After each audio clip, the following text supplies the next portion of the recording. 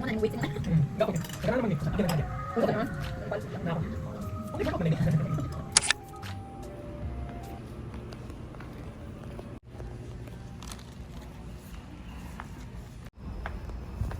Ano siya? Window 1, 2, 3. Mas mura din eh. Oh? 58 lang. Sige ka lang.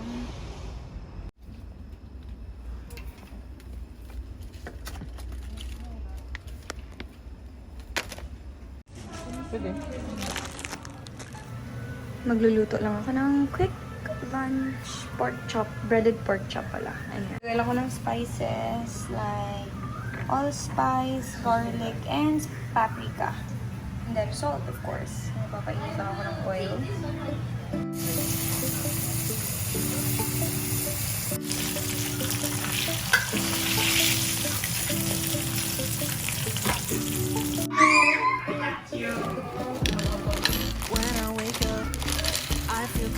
It's our lunch for today, and it's around 2 p.m. Got no makeup. How do you look so fine? Bust up, bust up. How did I make you mine? Stay a minute, another minute.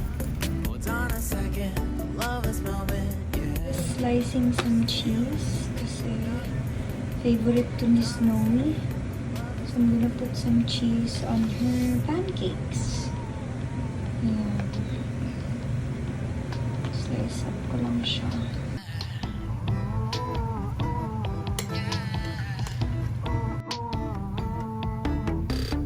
Don't you love when we take our time to make love? Promise you I'm not wasting time. This one is from SHOPEE. I don't know how much, pero mga around 200 to 300 pesos lang siguro to. It's very cheap and it's very small. As you can see, ganyan lang kaliit yung kamay ko. And sobrang liit niya. So, okay na okay siya for kids.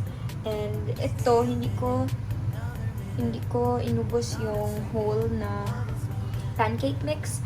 Maybe mga 1/4 lang yung ginawa ko. Ayan siya. So, ayan. What I love about this is nagre-regulate siya ng heat. Kaya hindi nasusunog yung waffles. Kasi, pag nasa right temperature na siya, nag-off yung ilaw. Ayan, off na siya. Kasi ayaw niyang masunog yung waffles. See? Ayan. And super bilis maluto ng waffles. Like around 10 seconds lang luto na siya. And, diba? Satsat ako ng satsat. Luto na pala siya. I'm gonna put some cheese. So, this one's for Snowy. She loves cheese eh. And, yan. Malalagay lang ako ng konting cheese. Tingnan natin. This is my first time putting cheese using waffle maker. Kasi usually ginagamit ko is pan lang. Itong regular pan lang namin. So, ito yung nilagyan ko ng cheese. And in fairness naman, hindi nasunog yung cheese. Ayan yung cheese, oh. Parang nag-melt lang siya. Hindi siya sunog. So, yeah. Let's do some more. Here are the pancakes. Ayun kay Snowy with cheese. Ayun kay Blight. And then, ayan yung sa akin. Yung kalat. Okay.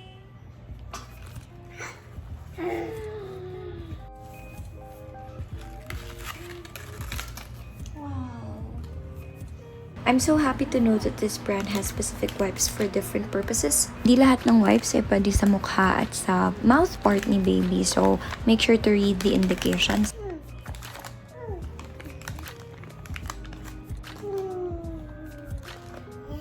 For your bottles and for your accessories like your toys and your plates. This one's laundry detergent. It's the other one from the toy. It's for your clothes. For my clothes. That one is for the I toy. think all of the others are baby wipes. Thank you, Pigeon, for sending Snowy these baby wipes and baby bottles and accessories. Cleanser and of course this baby laundry detergent. So I just finished opening yung PR package ng Pigeon. Hindi maayos-ayos yung book niya kasi kulot siya. Ayan. And yung kulot niya is hindi yung maliliit na kulot. Yung siyang loose na curls. So, maganda to siya pag mahaba na yung buhok niya. Eh, kaso, hindi pa siya mahaba. You will get angry. No? This is yan. Try. Bye.